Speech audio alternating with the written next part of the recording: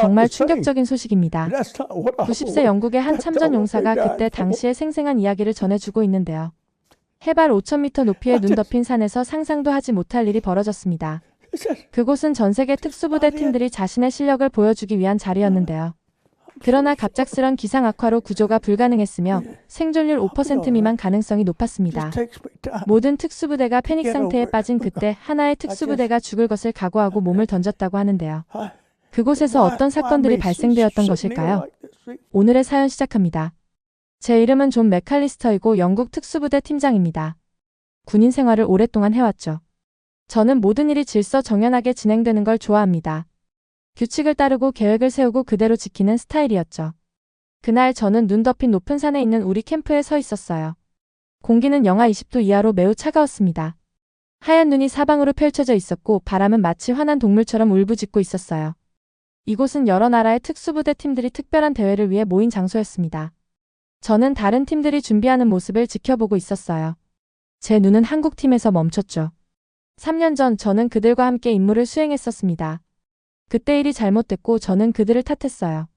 그 이후로 저는 한국 군인들이 우리만큼 좋지 않다고 생각하고 있었죠. 이게 제가 믿고 있던 것이었지만 어쩌면 제가 틀렸을지도 모르겠네요. 제 근처에서 프랑스에서 온 알렉상드르 듀부아가 보였어요. 그는 항상 웃고 항상 떠들고 있었죠. 새로운 사람들을 만나고 새로운 것을 시도하는 것을 좋아했어요. 그는 저와 너무 달랐습니다.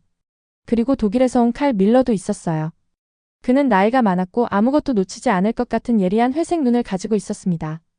저처럼 세심한 계획을 세우지만 새로운 아이디어에는 더 열려있는 것 같았어요. 큰 목소리가 제 생각을 깨뜨렸습니다. 로저스 소령이 확성기를 통해 말하고 있었어요. 그는 우리의 첫 임무를 알려주고 있었습니다. 적진으로 들어가세요. 숨겨진 통신 장비를 찾으세요. 시간 제한 내에 안전하게 귀환하세요. 저는 제 팀원들을 모았어요. 우리는 하나의 단위로 함께 움직일 거야, 제가 말했습니다. 고도 적응 문제를 피하기 위해 20분마다 휴식을 취할 거고 내 계획을 정확히 따라야 해. 팀원들이 고개를 끄덕였지만 제 새로운 병사 중 한 명인 데이비슨이 한국팀을 감탄하며 바라보고 있는 걸 알아챘어요. 집중해, 데이비슨, 저는 날카롭게 말했습니다.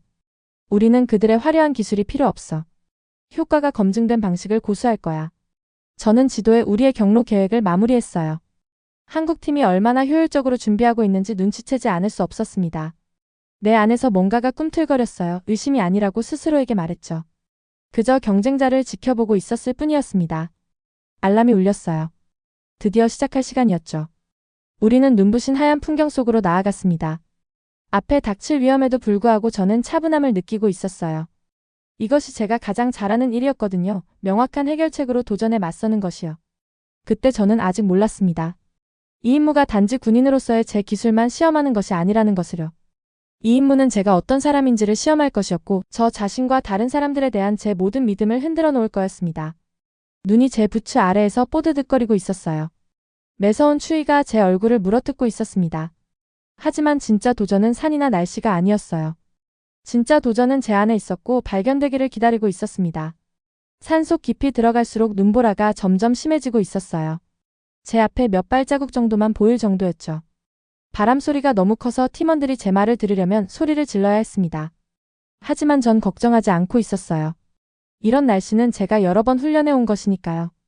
데이비슨이 숨을 헐떡이며 아파 보이는 톰슨을 부축한 채 제게 다가오고 있었어요. 대장님, 톰슨의 산소 수치가 떨어지고 있습니다. 데이비슨이 말했어요. 톰슨의 창백한 얼굴을 바라봤죠. 그의 입술은 파란빛을 띠고 있었어요. 고도가 높아서 그가 숨쉬기 힘들어하고 있었습니다. 제 마음 한 구석에선 멈춰서 그를 도와주고 싶었지만 또 다른 한 부분, 군인으로서의 저는 계속 전진해야 한다는 걸 알고 있었어요. 계획대로 진행한다, 저는 단호하게 말했습니다. 다음 휴식 지점에서 상태가 나아질 거야. 눈보라 사이로 잠깐씩 한국팀이 보이고 있었어요. 그들은 우리와는 다른 방식으로 움직이고 있었습니다. 작은 그룹으로 나눠서 서로 뛰어넘으며 앞으로 나아가고 있었죠. 제게는 어수선하고 위험해 보였어요. 그런데 어떻게든 그들은 우리보다 더 빠르게 움직이고 있었습니다. 이 사실을 무시하려 했지만 마음에 걸리고 있었어요. 우리의 첫 번째 큰 문제는 아무 예고 없이 찾아왔습니다. 포스터의 발 아래 지면이 갑자기 무너졌어요. 그는 얼음 속에 숨겨진 틈새로 떨어지고 있었죠. 오직 안전 로프만이 그가 아래 깊은 어둠 속으로 추락하는 것을 막아주고 있었어요. 우리는 함께 힘을 모아 그를 한 걸음 한 걸음 조심스럽고 천천히 끌어올렸습니다. 포스터를 구조하는 동안 저는 근처에서 한국팀도 비슷한 위험에 처한 것을 알아챘어요. 하지만 그들은 다르게 대처하고 있었습니다. 눈 위로 인간 사슬을 만들고 제가 한 번도 본 적 없는 특수 장비를 사용하고 있었어요. 그들의 구조는 우리보다 더 빨랐습니다. 칼 밀러가 제 옆에 나타났어요. 그는 대부분의 우리보다 나이가 많고 체격이 큰데도 조용히 움직이고 있었습니다. 인상적인 적응력이군. 그가 한국팀을 향해 고개를 끄덕이며 말했어요. 운 좋은 즉흥적 행동일 뿐이야. 저는 고개를 돌리며 대답했습니다. 그들이 잘했다는 걸 인정하고 싶지 않았어요. 2시간 후 우리의 무전기가 작동을 멈췄습니다. 폭풍이 예상보다 훨씬 심해지고 있었어요. 기온이 더 떨어지고 있었죠. 이런 때가 훈련이 가장 중요한 순간입니다. 일이 잘못될 때죠. 저는 나침반을 확인하며 우리가 여전히 올바른 경로에 있는지 확인했어요. 갑자기 울부짖는 바람 속에서 알렉산드르의 목소리가 들렸습니다. 존, 눈사태로 2명을 잃었어. 도움이 필요해. 저는 잠시 굳어버렸어요. 임무 지침에는 계속 전진해야 한다고 되어 있었습니다. 규칙이 그렇게 말하고 있었죠. 제가 항상 하는 일이었습니다. 규칙을 따르는 것. 계획대로 진행한다. 제가 팀에게 말했지만 그 말이 제 입에서 이상하게 느껴지고 있었어요. 언제부터 저는 다른 사람들을 뒤에 남겨두는 사람이 되었을까요? 더 생각할 새도 없이 예상치 못한 일이 벌어졌습니다. 한국팀이 방향을 바꾸고 있었어요. 그들은 프랑스팀이 위험에 처한 곳으로 빠르게 움직이고 있었습니다. 저는 그들이 하얀 폭풍 속으로 사라지는 것을 지켜보고 있었어요. 데이비슨이 의문의 눈빛으로 저를 바라봤습니다. 대장님, 죄송하지만 저희도 도와야 할 것 같습니다. 모든 팀원들이 저를 지켜보고 있다고 느꼈어요. 이런 상황은 어떤 훈련 교범에도 나와 있지 않았습니다. 이건 제 계획의 일부가 아니었어요. 군인으로서 배운 모든 것은 먼저 임무를 완수하라고 말하고 있었습니다. 하지만 제 안에 더 깊은 인간적인 무언가가 다른 말을 하고 있었어요. 3분간 우회한다. 저는 마침내 명령했습니다. 제 목소리가 불확실하게 들리고 있었고 저는 그걸 싫어했어요. 그 이상은 안 돼. 우리는 도움을 주기 위해 방향을 바꿨어요.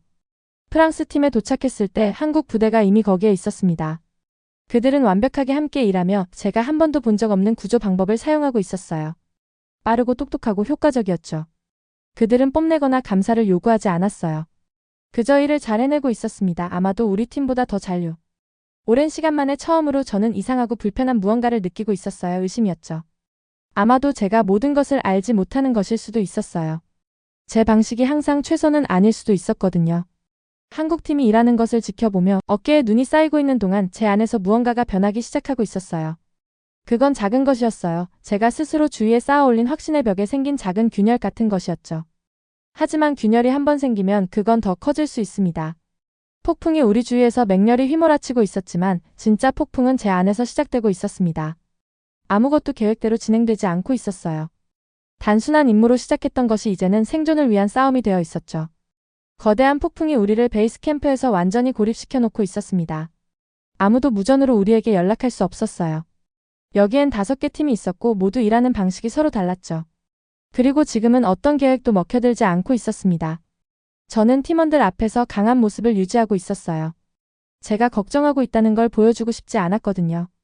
머릿속으로는 계속 생각하고 계속 상황을 계산하고 있었습니다. 이제는 통신 장비를 찾는 것이 그렇게 중요해 보이지 않았어요. 살아남는 것이 우리의 진짜 임무가 되어 있었죠. 사고 이후 알렉산드르와 그의 프랑스 팀은 이제 우리와 함께 이동하고 있었어요. 2 손가락이 동상에 걸렸음에도 알렉산드르는 여전히 웃음을 짓고 있었습니다. 그의 긍정적인 정신이 저를 귀찮게 했지만 이런 어두운 시간에 도움이 되기도 했어요. 당신의 한국인 친구들이 필립스의 목숨을 구했어요. 우리가 눈 대피소를 만들고 있을 때 알렉산드르가 말했습니다. 그들은 산악구조를 위해 특별히 만들어진 의료기술을 사용했어요. 그들은 내 친구가 아니야. 저는 재빨리 대답하며 우리 대피소를 묶는 데 집중하고 있었어요. 하지만 그의 말이 옷에 붙은 가시처럼 제 마음에 계속 걸리고 있었습니다. 하루가 더 지나갔어요. 우리의 음식과 물자가 점점 줄어들고 있었습니다. 폭풍은 멈출 기미가 보이지 않고 있었어요. 저는 계속해서 우리 목표를 향해 이끌며 규칙을 따라야 한다고 주장하고 있었습니다. 하지만 한 걸음 한 걸음 내디딜수록 왜 우리가 계속해야 하는지 설명하기가 더 어려워지고 있었어요. 마침내 우리는 작은 동굴에 숨겨진 통신 장비를 찾았습니다. 하지만 그 승리는 공허하게 느껴지고 있었어요. 살아서 돌아가는 것이 임무 완수보다 더 중요해지고 있었죠. 그때 최악의 일이 벌어졌습니다. 톰슨이 바닥에 쓰러졌어요. 그의 피부는 추위와 산소 부족으로 파랗게 변하고 있었습니다. 폐는 고도 때문에 체액으로 차고 있었어요. 제 훈련 경험으로는 무엇을 해야 할지 알고 있었지만 어떤 선택지도 좋아 보이지 않았습니다. 당장 그를 아래로 데려가야 해 제가 팀에게 말했어요. 하지만 우리 모두 이 폭풍 속에서는 거의 불가능하다는 걸 알고 있었죠. 그때 울부짖는 바람 소리 사이로 목소리가 들려왔어요. 한국팀이 대장의 인소라의 하얀 눈보라 속에서 나타나고 있었습니다. 그는 톰슨을 한번 보더니 빠르게 그들의 의무병에게 말했어요. 우리는 휴대용 고압 산소실이 있어요. 그가 영어로 능숙하게 말했어요. 당신 팀원이 지금 당장 필요해요. 자존심과 필요성이 제 안에서 싸우고 있었어요. 그들의 도움을 거절하고 싶었습니다. 우리가 스스로 문제를 해결할 수 있다는 것을 증명하고 싶었어요. 우리 일은 우리가 처리한다. 저는 차갑게 말했습니다. 한국팀 대장은 논쟁하지 않았어요. 그저 이해하는 눈빛으로 저를 바라보고 있었는데 그게 화를 냈다면 더 나았을 것보다 왠지 더 나쁘게 느껴지고 있었어요. 그럼 당신이 도울 거예요. 그가 간단히 말했습니다. 이건 두 사람이 해야 하는 작업이에요. 톰슨을 위해 저는 동의했어요. 한국 의무병 옆에서 그의 지시를 따르며 작업하고 있었습니다. 이런 기술들 중 많은 것이 제가 배운 것과는 다르게 느껴지고 있었어요. 영국이나 미국 방식과는 달랐죠. 저는 항상 우리 방식이 최고라고 생각해 왔었지만 지금은 그들의 방식을 사용하면서 톰슨의 얼굴색이 나아지는 것을 지켜보고 있었어요. 작업을 하면서 제 안에서 무언가가 무너지고 있었습니다. 마치 벽이 허물어지는 것 같았어요. 제 경력 전체, 제 인생 전체, 저는 모든 것에 대해 제가 옳다고 믿어왔었죠. 저의 방식과 영국식 방식이 우월하다고 너무 확신하고 있었어요. 이제 제 방식이 실패했을 곳에서 다른 접근법이 효과를 발휘하는 것을 보면서 저는 제 최대의 도전에 직면하고 있었습니다. 제가 틀렸을 수도 있다는 것을 인정하는 것. 그날 밤 우리는 모두 하나의 큰 대피소를 공유하고 있었어요. 이제 모든 팀들이 섞이게 되었어요. 영국, 한국, 프랑스, 그리고 독일 군인들이 모두 온기를 위해 모여 있었죠. 항상 생각하고 분석하는 칼 밀러가 말했어요. 폭풍이 우리를 앞으로 이틀 더 가두게 될 거예요. 베이스 캠프는 우리에게 도달할 수 없어요. 함께 일하거나 따로 죽거나 둘 중 하나예요. 알렉상드르가 명랑하게 덧붙였습니다. 우리는 이제 더 이상 다른 팀이 아니에요. 그냥 생존자들일 뿐이죠. 한국팀 대장은 아무 말도 하지 않았어요. 그저 간단히 그들의 물자에서 따뜻한 차 한 잔을 제게 건네고 있었습니다. 이 작은 친절의 행동이 어떤 말보다 더 많은 것을 말해주고 있었어요. 저는 컵을 받아들고 살짝 고개를 끄덕였습니다. 이게 제가 감사하다고 말할 수 있는 가장 가까운 방식이었어요. 따뜻한 차를 마시면서 저는 내면이 변화되고 있음을 느꼈습니다. 제가 평생 동안 쌓아온 벽들이 무너지고 있었어요. 확신이 사라지고 있었죠. 저는 항상 자신을 의심하는 것이 약점이라고 생각해 왔었어요. 이제 저는 진짜 약점은 아예 의문을 품지 않는 것이었는지 궁금해하고 있었습니다. 밖에서는 폭풍이 계속 맹렬히 불어치고 있었어요. 하지만 진짜 폭풍은 제 안에서 일어나고 있는 것이었습니다. 제가 자신과 다른 사람들에 대해 믿었던 모든 것이 바람 속의 눈처럼 날려가고 있었어요. 아침이 되니 뜻밖의 선물이 찾아오고 있었어요. 폭풍이 약해져서 우리가 산 아래로 내려가는 길을 볼 수 있게 되었답니다. 눈이 조금씩 날리고 있긴 했지만 파란 하늘이 우리에게 희망을 주었어요. 우리 팀은 지쳐 있었고 톰슨은 안정됐지만 여전히 약했죠. 물자도 거의 떨어져가고 있었습니다. 한국팀 대장이 장비를 확인하고 있을 때 저는 그에게 다가갔어요. 그의 빠르고 확실한 움직임을 지켜보고 있었죠. 그는 저처럼 큰 소리로 명령하지 않았지만 그의 팀은 의문 없이 그를 따르고 있었습니다. 함께 산을 내려가는 게 좋을 것 같아요. 제가 말했어요. 그 말이 제 입에서 이상하게 느껴지고 있었습니다. 당신들의 의료 장비와 우리의 항법 기술이 우리 모두가 살아남는 데 도움이 될 거예요. 그는 잠시 제 얼굴을 살펴보고 있었어요. 아마도 그가 거기서 보던 자만심을 찾고 있었던 것 같았죠. 그런 기색이 없자 그는 한번 고개를 끄덕였습니다. 동의합니다. 30분 후에 이동하죠. 우리가 함께 산을 내려가면서 저는 전에 보지 못했던 것들을 보기 시작했어요. 한국팀의 접근 방식은 제가 생각했던 것처럼 형편없는 모방이 아니었어요. 그것은 전통적인 한국 방식과 세계 각지의 현대 기술이 영리하게 혼합된 것이었죠. 그들은 제가 경직되어 있는 곳에서 적응하고 있었어요. 제가 고집스럽게 밀고 나갈 때 그들은 변화하고 있었습니다. 알렉상드르가 제 변화를 알아챘어요. 우리가 조심스럽게 얼음지대를 건널 때 그가 제 어깨를 툭 쳤습니다.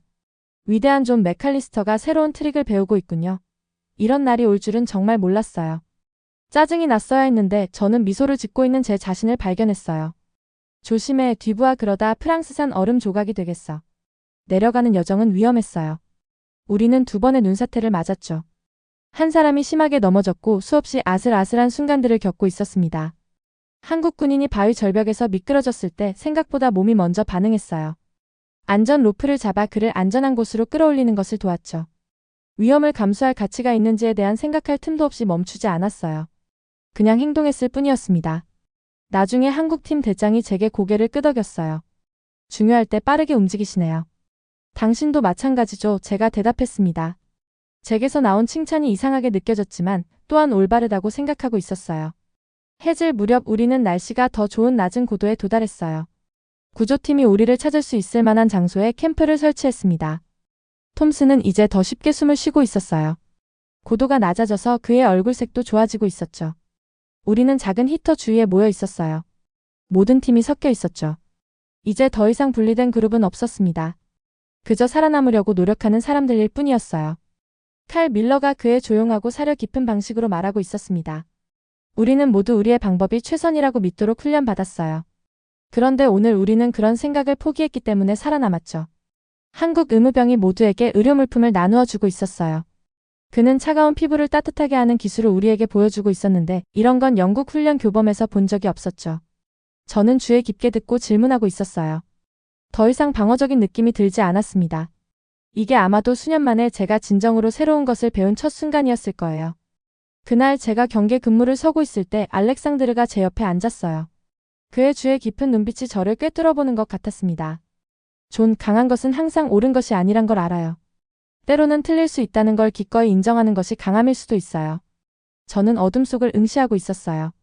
제 안에서 일어나는 변화에 대해 이야기할 준비가 아직 되지 않았죠. 하지만 그의 말을 무시하지도 않았어요. 그것은 새로운 저에게 작은 승리였습니다. 머리 위로 별들이 나타나는 동안 저는 이 재난에서 얻은 것이 무엇인지 생각하고 있었어요. 진정한 보상은 단지 생존이 아니었습니다. 제가 지고 있는 줄도 몰랐던 무거운 짐을 내려놓는 것이었죠. 항상 제가 옳아야 한다는, 제 방식이 항상 최선이어야 한다는 감당하기 힘든 무게였어요. 그 자리에는 새롭고 연약하지만 더 강한 무언가가 생겨나고 있었습니다. 배우고 변화하고 나와 다른 방식을 존중하려는 의지였어요. 마치 긴 행군 후에 무거운 배낭을 내려놓은 것 같은 느낌이었습니다. 더 가볍고 더 또렷하게 느껴지고 있었고 어쩌면 전보다 더 진짜 제 자신처럼 느껴지고 있었어요. 산은 여전히 달빛 속에서 위험하고 아름답게 우리 위에 솟아 있었습니다.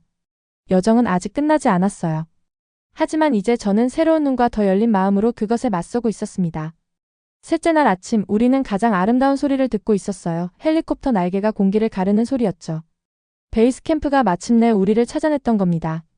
구름이 충분히 거쳐서 구조팀이 우리 위치에 도달할 수 있었어요. 그들이 헬리콥터에서 로프와 의료 장비를 들고 내려오는 모습을 지켜보고 있었습니다. 로저스 소령이 직접 첫 번째 헬리콥터에서 내렸어요. 그는 우리 팀들이 모두 섞여 있는 것을 보고 놀란 표정을 짓고 있었습니다. 영국, 한국, 프랑스, 그리고 독일 군인들이 마치 오랜 친구처럼 서로를 돕고 있었거든요. 놀라운 협력이군요. 로저스 소령이 눈썹을 치켜 올리며 제게 말하고 있었어요. 맥칼리스터, 당신에게서 기대하지 않았던 모습이에요. 필요에 의한 것입니다. 저는 간단히 대답했어요. 하지만 속으로는 그것보다 훨씬 더 많은 의미가 있다는 걸 알고 있었습니다. 구조팀이 우리가 헬리콥터에 탑승하는 것을 도와주고 있었어요. 아무도 다시 국가별 팀으로 나뉘지 않는다는 것을 알아챘죠. 영국 의무병이 한국 기술자와 함께 톰슨을 비행을 위해 안전하게 고정시키고 있었어요. 그들은 마치 몇 년 동안 파트너였던 것처럼 완벽하게 함께 움직이고 있었습니다. 헬리콥터가 우리를 산에서 멀리 들어올리자 저는 우리가 거의 죽을 뻔했던 하얀 봉우리들을 내려다보고 있었어요. 그곳이 저를 변화시켰죠. 저는 한 사람으로 산을 올라갔다가 다른 사람이 되어 내려왔습니다. 베이스 캠프로 돌아오자 의사들이 우리의 부상을 확인하고 있었어요. 우리는 어떤 고급 레스토랑 음식보다 맛있게 느껴지는 뜨거운 식사를 했죠. 식사 후 각 팀 리더가 무슨 일이 있었는지 보고해야 하는 공식 회의가 열렸어요. 제 차례가 왔을 때 저는 저 자신을 포함해 모두를 놀라게 했어요. 한국 특수부대에 특별한 훈장을 부여할 것을 추천합니다. 그들의 의료기술과 창의적인 접근 방식이 직접적으로 3명의 생명을 구했습니다. 그 중에는 제 팀원도 포함되어 있습니다. 방 안이 조용해졌어요. 한국팀 대장이 놀란 표정으로 저를 바라보고 있었습니다. 로저스 소령이 목을 가다듬었어요. 알겠습니다. 더 할 말 있으신가요? 네, 제가 계속 말하고 있었어요. 제가 틀렸다는 것을 인정하기 어려웠지만 말이죠. 그들의 고산 구조 방법을 배울 것을 권장합니다. 우리의 현재 훈련은 한국만큼 좋지 않습니다. 이 말들은 제가 지금까지 했던 말 중에 가장 어려운 것이었어요.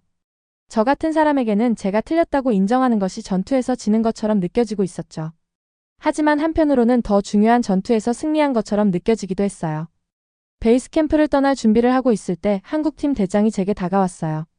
그가 손을 내밀었고 저는 망설임 없이 그 손을 잡았습니다. 다음번에는 임무 전에 함께 훈련하면 좋겠습니다. 그가 제안했어요. 아주 좋네요. 제가 대답했죠. 제 목소리에서 나올 수 있는 가장 따뜻한 말이었습니다. 우리 팀이 수송기에 탑승하고 있을 때 알렉산드르가 여전히 에너지가 넘치는 모습으로 펄쩍 뛰어왔어요.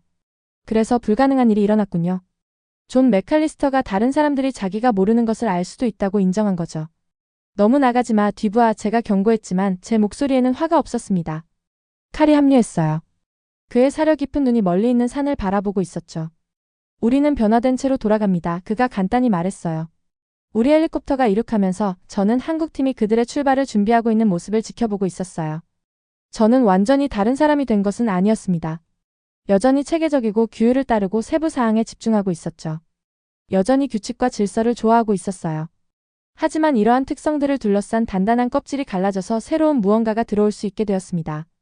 다른 방식에 대한 존중, 제 자신의 한계에 대한 이해, 그리고 진정한 강함은 배우고 변화할 의지를 갖는 것이라는 깨달음이죠. 이 여정에서 제가 가져오는 배움은 메달이나 트로피도 아니었죠. 그것은 저의 가장 큰 적이 결코 험난한 산이나 다른 팀들이 아니었다는 이해였습니다. 그것은 제 자신의 경직된 사고와 편견이었어요. 항상 옳아야 한다는 필요성을 버림으로써 저는 실제로 더 강해지고 있었습니다. 알렉산드르가 깊이 생각하고 있는 저를 발견하고 활짝 웃었어요. 이게 무슨 뜻인지 알아요, 존? 다음 대회에서는 우리 모두가 당신의 새로운 혼합 전술을 사용하게 될 거예요. 아마도 몇 년 만에 처음으로 저는 진짜 미소를 짓고 있었어요. 그럼 우리는 계속 새로운 것들을 배워야 할 거야, 그렇지? 헬리콥터가 집을 향해 선회하고 있었고 저는 몇 년 만에 더 가벼운 느낌이 들고 있었어요. 이 여정은 거짓된 확신의 층들을 벗겨내고 그 자리에 더 가치 있는 무언가를 남겨주었습니다. 지혜였죠. 산은 우리 뒤로 사라지고 있었지만 제가 거기서 배운 것은 영원히 저와 함께 있을 거예요. 가장 위대한 모험은 산을 정복하는 것이 아니라 자기 자신을 정복하는 것임을 깨달았습니다. 오늘의 사연은 여기까지입니다. 사연이 즐거우셨다면 구독과 좋아요, 알림 설정 부탁드려요. 여러분의 버튼 하나로 영상 제작에 큰 힘이 됩니다. 다음에 더 큰 감동적인 사연으로 찾아뵙겠습니다.